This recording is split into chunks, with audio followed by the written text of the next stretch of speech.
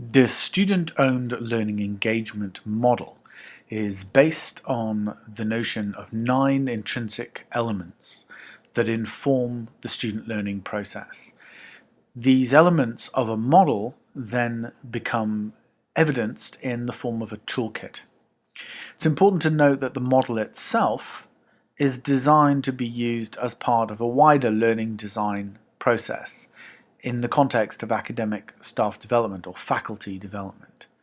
So there's a model of design which puts the student at the center of the learning process and revolves around the notion of constructive alignment, the alignment of teaching activities and assessment with learning activities, much of it based on the familiar Bloom taxonomy, a series of activities based on active verbs. This work is about developing that model and making it real for staff, enabling them to use a tool which is simple, effective, and very much something that they can customize to their particular context. So we have a workbook in Excel which has sheets that can be deleted, formulae that can be simply added. But the important point is that they provide a toolkit for staff that then converts into a toolkit for students. So whilst there is an introductory sheet and then a sheet that provides advice, embedded guidance for faculty on the different elements of the model, a list of prompt questions to help them decide how to approach their particular course design, and a series of resources that can be customized for the institutional context.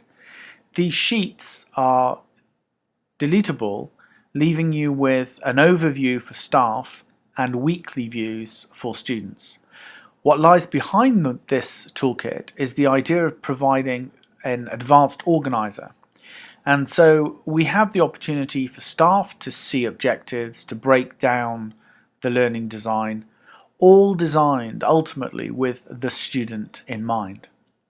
So these weekly views or stage views, it's anticipated would be given to students. They're designed in landscape to print out in such a way that students would use them to guide their studies. The prompts are placed to the virtual learning environment or to staff complete the overview page within the spreadsheet, which then transfers data across all of the subsequent weekly sheets, completing information about the semester, the mode, the credit weighting, and so on, and then entering any intended learning outcomes for the overall course.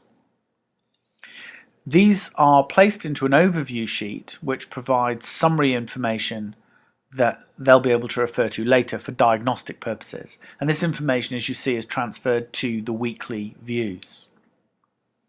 Now, these weekly views have been changed since earlier versions of the model to now include the opportunity not just to transfer across the intended learning outcomes, but provide areas for the introduction of objectives at each stage.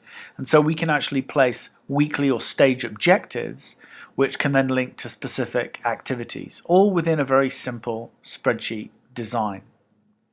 So there are columns that the students, if they're provided with this in spreadsheet form as opposed to printed form, can actually tick, record, and determine for themselves, certify for themselves their achievement of these objectives or these learning outcomes. So let's go ahead and complete one of these weekly views to see what happens. As we identify the objectives and the intended learning outcomes for a specific activity, we start to build up a picture, visual of the balance of holistic activity across this particular course, so that a student can see what's expected of them over a period of a particular week, and they can see that they have ownership for this.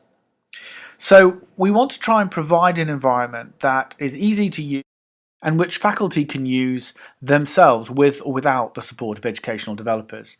There's a WordPress site, there's a YouTube site with clips that talk about the model, and ultimately we hope that people will download the workbook